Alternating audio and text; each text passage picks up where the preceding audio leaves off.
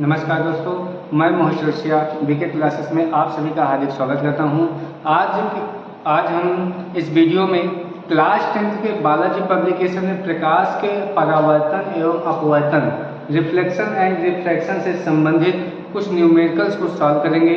ये न्यूमेरिकल कार्यक्रम चलता हुआ ये पार्ट 4 में पहुंचा है। इसके पहले हमने 3 पार्ट बना चुके हैं, जिसमें हम क्वेश्चन को सीक्वेंस वाइज मतलब क्रम से हम बालाजी पब्लिकेशन के एक एक न्यूमेरिकल पर वर्क कर रहे हैं।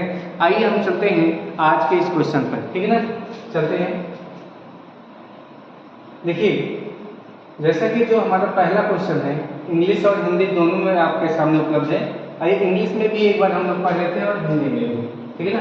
क्या कह रहा है कि the radius of the curvature of a concave mirror is 50 centimetre. Find the position and nature of the image of an object placed 20 centimetre away from the mirror. उसी क्वेश्चन का हिंदी में क्या दिया गया है, इसको आइए समझते हैं। कह रहा है कि एक अवतल दर्पण की वक्रता त्रिज्या 50 सेंटीमीटर है। ध्यान देना, दर्पण कैसा है? अवतल। तो लिखेंगे क्या, इसका हम सॉल्यूशन कैसे करेंगे, आइए देखते हैं। लिखेंगे अवतल दर्पण की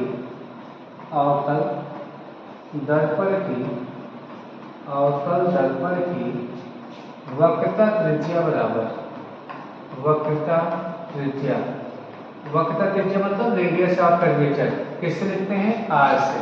आर इज इक्वल कितना दे दिया है? 50 सेंटीमीटर। कह रहा है एक अवतल दर्पण की वक्रता त्रिज्या 50 सेंटीमीटर है। दर्पण से 20 सेंटीमीटर दूर रखी, ठीक है ना। दर्पण से 20 सेंटीमीटर दूर रखी। प्रतिबिंब की स्थिति बताना है और प्रकृति बताना है। स्थिति मतलब पोजीशन v की वैल्यू बताना है, प्रकृति मतलब नेचर बताना है कि वो वास्तविक बनेगी कि आभासी। तो यहाँ पे अवतल दर्पण जो होता है उसका जो रेडियस होता है वो किसमें होता है भैया? निगेटिव में होता है। तो r की वैल्यू हम कितना लिखेंगे? -50 सेंटीमीटर।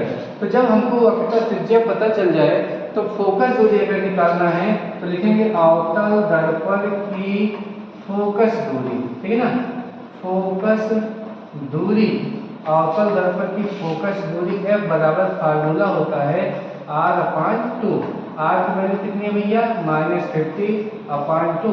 सॉल्व करेंगे तो -25 सेंटीमीटर। तो यहाँ पे आप क्या देख रहे हो कि जो R की वैल्यू है वो कितनी, F की वैल्यू है वो कितनी है भैया? -25 सेंटीमीटर। अब यहाँ से देखते हैं हमको F की वैल्यू मिल गई। और क्या कह रहा है कि अवतल दर्पण से कितनी दूरी पर वस्तु रखी गई है? 20 सेंटीमीटर। तो लिखेंगे अवतल दर्पण से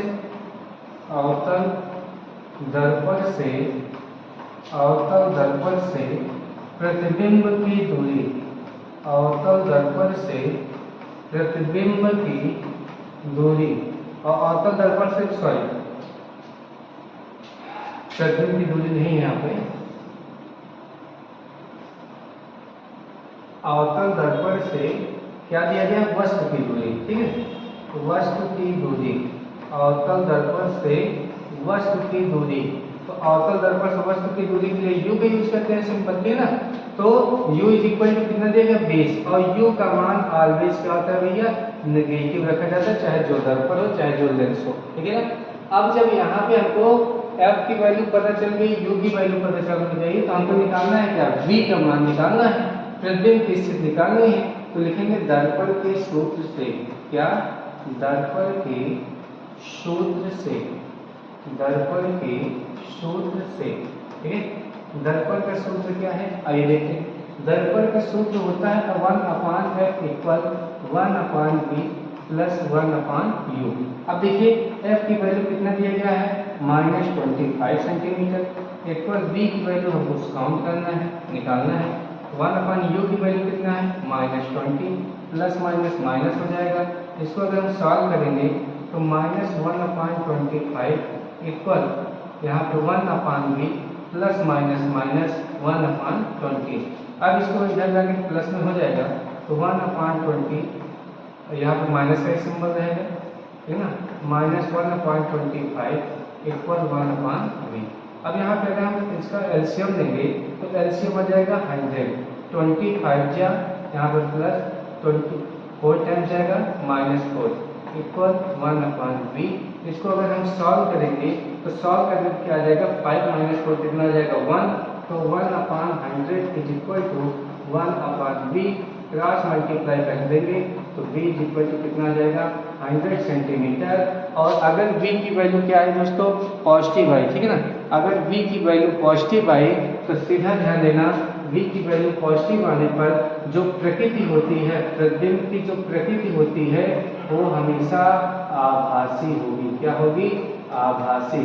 अगर v की वैल्यू पॉजिटिव आ रही है तो वो आभासी होगा, और v की वैल्यू नेगेटिव आ रही है तो वास्तविक होगा। आभासी को इंग्लिश में बोल देते हैं इमेजिनरी, ठीक है ना, या वर्चुअल। और क्या कहेंगे, वर्चुअल के साथ हमेशा इरेक्ट बनेगा, आभासी मतलब आभासी के साथ सीधा, उसी को इंग्लिश बोलते हैं वर्चुअल एंड इरेक्ट। और वही अगर v की वैल्यू नेगेटिव आती है तो वास्तविक एवं उल्टा बनता है रियल एंड इन्वर्टेड। नोट कर लीजिए, नोट कर लीजिए। हम नेक्स्ट क्वेश्चन पे चलते हैं। देखिए नेक्स्ट क्वेश्चन क्या कह रहा है, जो बालाजी में क्वेश्चन नंबर 17 है उसको देखते हैं। कह रहा है कि the focal length of a convex mirror is 10 centimetre. The focal length of a convex mirror is 10 centimetre and object is placed on the principal axis at a distance of 20 centimetre from the pole, where will the image of the object be form. ठीक है ना, अब ये formed and will it be real, क्या वो real बनेगा। और ये क्वेश्चन जो है तो यूपी बोर्ड में 2012 में पूछा भी गया है। ठीक है, आइए देखते हैं कैसे इस क्वेश्चन को हम लोग सॉल्व करेंगे। हिंदी में यही क्वेश्चन एक बार देख लेते हैं। क्या, एक उत्तल दर्पण की फोकस दूरी 10 सेंटीमीटर है। ठीक है, ध्यान समझिएगा, एक उत्तल दर्पण की फोकस दूरी 10 सेंटीमीटर है। एक वस्तु इसकी मुख्य अक्ष पर ध्रुव से 20 सेंटीमीटर दूरी पर रखी जाती है। वस्तु का प्रतिबिंब कहाँ पर बनेगा और क्या यह वास्तविक होगा। तो पहली चीज तो ये याद रख लीजिए, क्या उत्तल दर्पण में कभी भी वास्तविक प्रतिबिंब नहीं बनने वाला। उत्तल दर्पण में हमेशा आभासी प्रतिबिंब बनेगा। तो पहला पॉइंट यहाँ से आप समझ गए कि ये इसका तो आंसर हमें देना है लास्ट में, क्या नहीं, उत्तल दर्पण में सदैव आभासी प्रतिबिंब ही बनता है। आइए बाकी क्वेश्चन को सॉल्व करते हैं। कह रहा है कि एक उत्तल दर्पण की फोकस दूरी 10 सेंटीमीटर। फोकस दूरी किसको देते हैं, एफ कितना दिया गया भैया 10 सेंटीमीटर। और अगर उत्तल दर्पण है तो उत्तल दर्पण के लिए फोकस दूरी सदैव धनात्मक होती है। और दर्पण के ध्रुव से वस्तु रखी गई है ना, वस्तु के लिए क्या यू की वैल्यू कितना 20 सेंटीमीटर, ठीक है ना।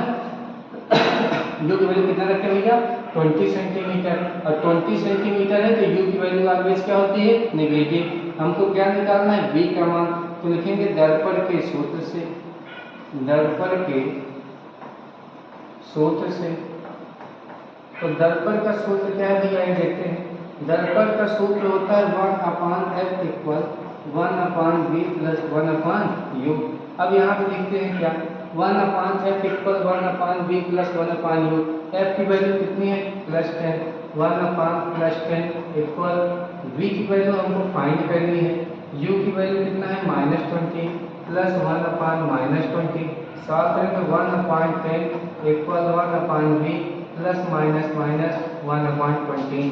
अगर हम इसको पक्षांतर कर लें तो 1/10 plus 1/20 is equal to 1/v। अब इसको अगर हम सॉल्व करेंगे तो हमारा जो एलसीएम आ जाएगा वो कितना जाएगा 20, 10 टू 20, 21 20, 1/v। यहाँ जाएगा 3/20 is equal to 1/v। Cross multiply कर दे 3v is equal to 20, v is equal to 20/3, 3 6 18, 6.67 something आएगा, ठीक है ना।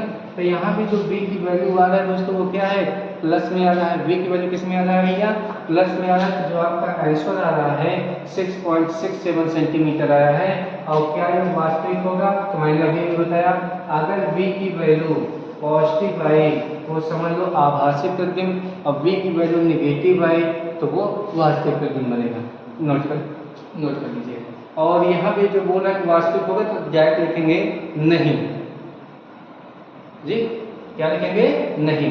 जो प्राप्त v की वैल्यू है वो धनात्मक है, अतः बनने वाला प्रतिबिंब आभासी होगा, ना कि वास्तविक। ठीक, चलते हैं नेक्स्ट क्वेश्चन पे, इसको नोट कर लीजिएगा। नेक्स्ट क्वेश्चन क्या कह रहा है? कह रहा है कि the radius of curvature of a concave mirror is 20 centimetre. The radius of curvature of a concave mirror is 20 centimetre. Where should an object be placed in front of the mirror so that a real image of twice its size is formed? Also find the position of the image। ठीक है ना। अब इसी को हिंदी में क्या लिखा गया है, हिंदी वाला भी एक बार समझ लेते हैं। ठीक है ना, हिंदी में क्या लिखा गया है? कह रहा है किसी अवतल दर्पण की वक्रता त्रिज्या 20 सेंटीमीटर है। एक वस्तु को दर्पण के सामने कहाँ रखा जाए कि उसका दोगुने आकार का वास्तविक प्रतिबिंब बने और प्रतिबिंब की स्थिति भी ज्ञात करना है, मतलब v की वैल्यू भी काउंट करना है। चलिए पहले जो देंगे उसको लिखते हैं। क्या कह रहे हैं? किसी अवतल दर्पण की वक्रता त्रिज्या, तो लिखेंगे क्या? अवतल दर्पण की वक्रता त्रिज्या, वक्रता त्रिज्या दिखाते हैं रेडियस ऑफ कर्वेचर को r से। r की वैल्यू कितनी दी गई? 20 सेंटीमीटर। अवतल है तो अवतल की क्या रहेगा? Minus 20 centimetre. ठीक है, आगे वैल्यू होगी। कह रहा है एक वस्तु को दर्पण के सामने कहाँ रखा जाए, u का मान नहीं पता, ठीक है, इसको निकालना है कि उसका दोगुना वास्तविक प्रतिबिंब बने, वो भी क्या हो? दोगुना बने। तो यहाँ पे मैग्निफिकेशन दिया गया है कितना? m is equal to -2। ठीक है ना, -2 लगाया। अगर आभासी प्रतिबिंब बनने की बात कहेगा तो मैं प्लस का सिंबल लगाऊंगा, वास्तविक के लिए कहेगा तो माइनस का सिंबल लगाऊंगा। अब यहाँ से एक बात समझिए, क्या हमें पता है आवर्धन यम बराबर होता है -b/u। अब यम की वैल्यू हमको पता है, आइए सॉल्व करते हैं इसको थोड़ा यहाँ से। क्या तो यहाँ पे हम अगर यम की वैल्यू -2 रख दें इक्वल -b/u, तो माइनस से minus cancel, b is equal क्या आ जाएगा भैया? 2u। v is equal to 2u आएगा ना। लास्ट में हमको क्या निकालना, पहले ध्यान देना, लास्ट में प्रतिबिंब की स्थिति ज्ञात करनी है और u का भी मान ज्ञात करना है, क्योंकि उससे पहले वस्तु को कहाँ रखा जाए। तो यहाँ से एक तो ये बनेगा ही, दूसरा इसी से हम ये भी लिख सकते हैं u is equal to v/2। ये भी हम लिख सकते हैं कैसे? ये जो 2 है इधर आके डिवाइड कर देगा तो u इज इक्वल टू आ जाएगा b/2। आइए चलते हैं सॉल्व करते हैं क्वेश्चन को। क्वेश्चन में पहले देखेंगे सूत्र। सूत्र क्या होता है पहले आप हमें ये बताएंगे। सूत्र होता है दर्पण का 1/f is equal to 1/v plus 1/u। अच्छा आप ये बताओ हमें f v u, अब ध्यान देना v और u में रिलेशन हमको पता है, तो हमको क्या चाहिए? f तो पता होना चाहिए, f नहीं दिया, r दिया गया है, तो हमको क्या करना पता है? f is equal to formula होता है r/2, तो r की वैल्यू -20/2 काट दिए, कितना जाएगा? -10 सेंटीमीटर। तो ध्यान देना आ गया कितना? -10 सेंटीमीटर f का, तो 1/-10 centimetre is equal to v की वैल्यू कितना है? v बराबर कितना हो? तो आइए जल्दी देखिए, यहाँ पे f की वैल्यू मैंने रख दिया कितना? -10। v इज इक्वल कितना रख दिया? 2u plus 1/u। तो इसको अगर हम सॉल्व करें तो 1/-10 इक्वल एलसीएम कितना आ गया? 2u। अब देखिए 2u से 2u कैंसिल आ जाएगा 1, u से u कैंसिल आ जाएगा 2। अब देखिए यहाँ पे क्रॉस मल्टीप्लाई करें तो 2 इज इक्वल टू 2 1 3 और 3 10 जा 30, तो -30 आ जाएगा। और u की वैल्यू यहाँ से कितना जाएगा? -30/2 फैक्ट करें कितना जाएगा भैया? -15 सेंटीमीटर। तो u की वैल्यू जो आ गई -15 सेंटीमीटर आ गई, ये हो गया u की value. v is equal to हमको क्या मिला है? v इज इक्वल टू मिला है 2u, और 2 इंटू u की वैल्यू कितना? -15 सेंटीमीटर इक्वल कितना जाएगा? -30 सेंटीमीटर। तो इससे ये भी पता चल गया कि v की वैल्यू माइनस है, इसका मतलब इसका प्रतिबिंब क्या बनेगा भैया? वास्तविक बनेगा। आइए चलते हैं हम अपने नेक्स्ट क्वेश्चन पर। अगर आपको ये समझ में आ रहा है तो प्लीज़ चैनल को जो है सब्सक्राइब करते रहिए और लाइक भी जरूर कर दीजिए वीडियो को, और अपने दोस्तों के पास जिनको न्यूमेरिकल, देखिए हाई स्कूल में इसमें न्यूमेरिकल से याद रहेंगे। आप अंसाज उठा लीजिए, ठीक है ना, अंसाज आ गया होगा मार्केट में, आप अंसाज उठाइए और वहाँ पे क्वेश्चन को मैच कराइए कि क्या एग्जाम में इसमें फिजिक्स में डिफिनेशन से ज़्यादा पूछी जा रही है न्यूमेरिकल। तो चाहे इंटर हो चाहे हाई स्कूल हो, दोनों की परीक्षाओं में आप देखेंगे न्यूमेरिकल्स ज़्यादा आ रहे हैं। तो आप ये तैयारी करें कि न्यूमेरिकल्स को ज़्यादा देखो, डिफिनेशन तो याद करना ही है, ठीक है ना, लेकिन उसके साथ साथ फार्मूला अगर याद कर लो तो न्यूमेरिकल्स लगाने में आसानी होगी। और न्यूमेरिकल्स के लिए वीके क्लासेस आपका स्वागत कर ही रहा है, ठीक है ना। आपको इस पर सभी सब्जेक्ट, ठीक है ना, सभी सब्जेक्ट जैसे मैथ जितने सर आपको लेकर चल रहे हैं, बायोलॉजी की भी क्लासेस जा रही हैं, हिंदी की भी क्लासेस जा रही हैं। तो आप केवल तैयारी करिए बस, ठीक है ना, आप तैयारी करिए, बाकी हमारी टीम आपके साथ कंटिन्यू जुड़ी हुई है। देखिए क्या कह रहा है कि the focal length of a convex mirror is 10 centimetre.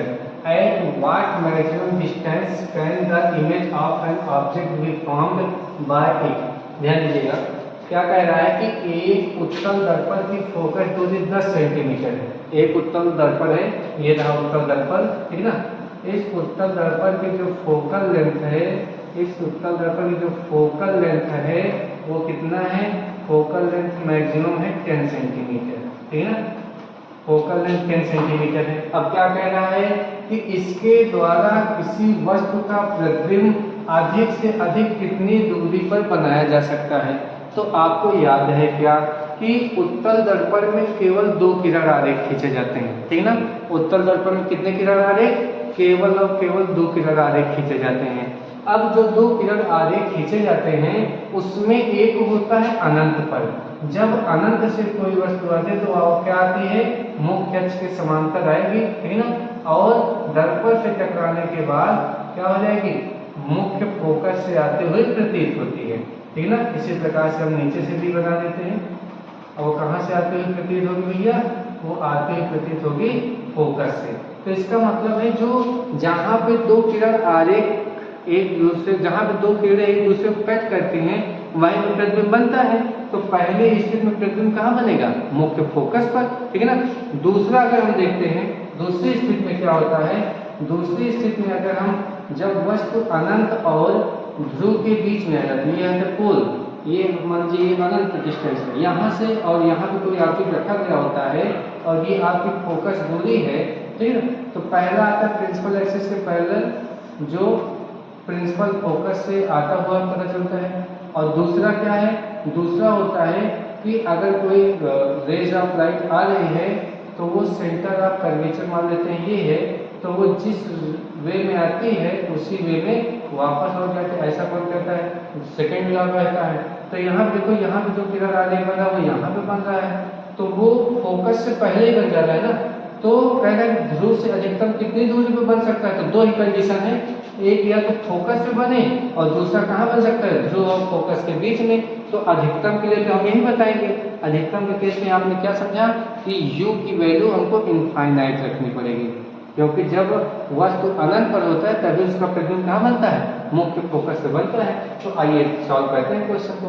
क्या क्वेश्चन में हमको f की वैल्यू पहले से दिया गया है और उत्तल दर्पण है, उत्तल दर्पण की f की वैल्यू पॉजिटिव होती है। u की वैल्यू क्या रख देंगे, u की वैल्यू रख देंगे इनफाइनाइट, अनंत, ठीक है ना। अनंत के स्थान पे हम 1/0 को भी शो कर सकते हैं, ठीक है। आइए चलते हैं। और हमको क्या चाहिए, v का मान, तो v का मान चाहिए। तो हमको सूत्र क्या पता है, सूत्र क्या पता है दर्पण का, दर्पण का सूत्र पता है 1/f = 1/v + 1/u, 1/f। अब ध्यान देना, f की वैल्यू हमको पता है, f की वैल्यू क्या है भैया, f की वैल्यू हमें पता है, f की वैल्यू पता है, f की वैल्यू कितना है आपका 10, ठीक है। 1/v प्लस u की वैल्यू कितना पता है भैया, इनफाइनाइट है, ठीक है ना। तो 1/0 लिख सकते हैं। अब ये 0 चला जाएगा ऊपर, इनफाइनाइट रखते हैं तब भी वही, जो 1/0 तब भी वही, तो ये 0 कहाँ चला जाएगा भैया, ऊपर। तो जब 0 ऊपर चला जाएगा तो इसकी जब न्यूमरेटर हमारा 0, अंश 0, तो ये पूरी वैल्यू क्या हो जाएगी, शून्य हो जाएगी। तो 1/v = 1/10 क्रॉस मल्टीप्लाई कर दें तो v कितना जाएगा, 10 सेंटीमीटर, वो भी पॉजिटिव है। और हमको पता है क्या कि उत्तल दर्पण में आभासी प्रतिबिंब बनता है। तो इससे ये पता चलता है कि उत्तल दर्पण में जिसकी फोकस दूरी 10 सेंटीमीटर है उसमें अधिकतम प्रतिबिंब बनेगा तो दर्पण से 10 सेंटीमीटर की दूरी पर पीछे की ओर बनेगा, ठीक है। आइए चलते हैं नेक्स्ट क्वेश्चन पे।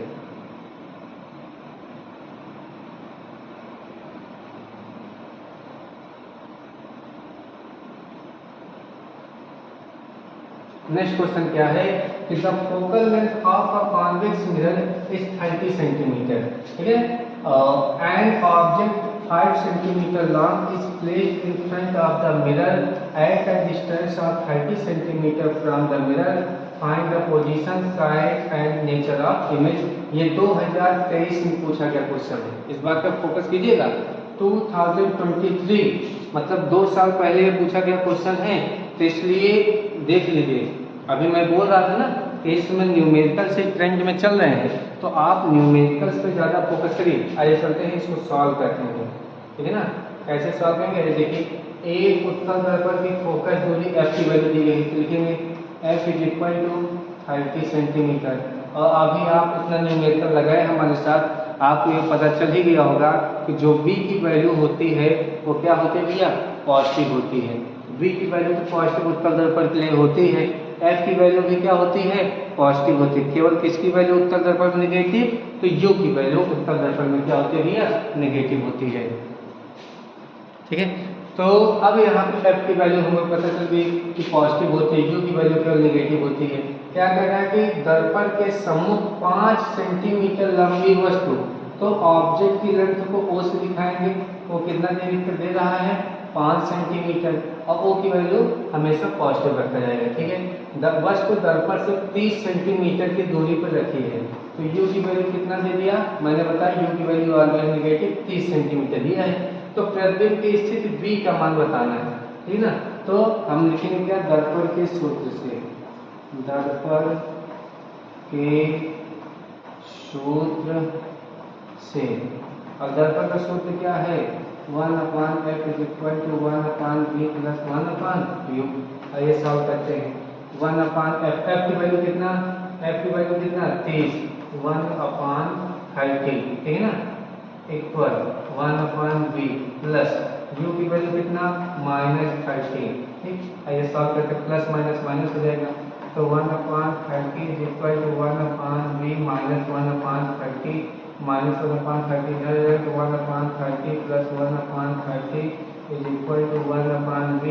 एलसीएम लगाइए 30, 1 प्लस 1 कितना आ जाएगा 2, 1/v, ठीक है ना।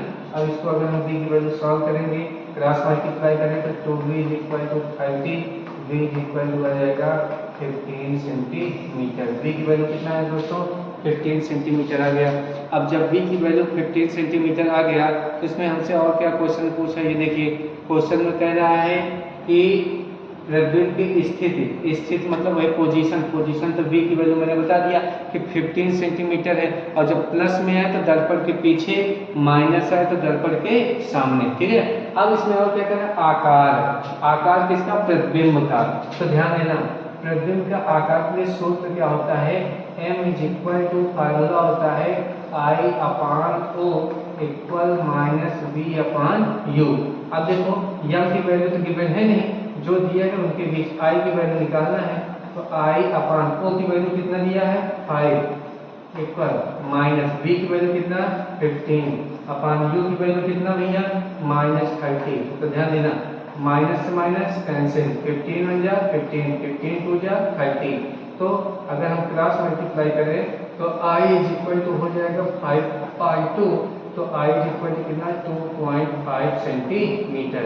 मतलब ध्यान देना, I की वैल्यू प्लस में आई है, V की वैल्यू प्लस में आई है, तो अभी मैंने बताया था क्या, V की वैल्यू प्लस में है तो मतलब प्रतिबिंब आभासी बना है, और जब भी प्रतिबिंब आभासी बनता है तो वो सीधा बनता है, इसलिए देखो I की वैल्यू किस में आई है, प्लस में। अगर I की वैल्यू प्लस में तो मतलब वो आभासी है, I की वैल्यू माइनस में, इसका मतलब वो क्या है, वास्तविक है। और क्या कहना है, प्राकृतिक, तो जाहिर सी बात है जानेंगे आभासी एवं सीधा। चलिए नेक्स्ट क्वेश्चन।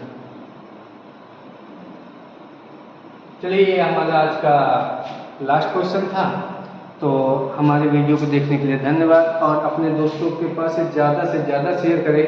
और इस बात का भी ये विशेष ध्यान रहे कि हम धीरे धीरे करते 65 क्वेश्चन हैं बालाजी पब्लिकेशन में, परावर्तन एवं अपवर्तन में 65 क्वेश्चन हैं, और ये हमारा कार्यक्रम चल रहा है डायरेक्ट एक के बाद एक पार्ट में वीडियो, हर पार्ट में 5-5 क्वेश्चन को हम लगाएंगे सॉल्व करें। क्यों मैं 5 ही क्वेश्चन लगा, इसके पीछे कारण ये है कि आपको अभी स्कूल चल रहा होगा, स्कूल में आपको बहुत सारे वर्क है, इसलिए मैं 5-5 क्वेश्चन की सहायता से आपके इस 65 क्वेश्चन के जो पूरा सिलेबस है इसको मैं समाप्त करूँगा न्यूमेरिकल में, ठीक है ना। इसके बाद हम नेक्स्ट वीडियो में मिलते हैं जल्दी। धन्यवाद।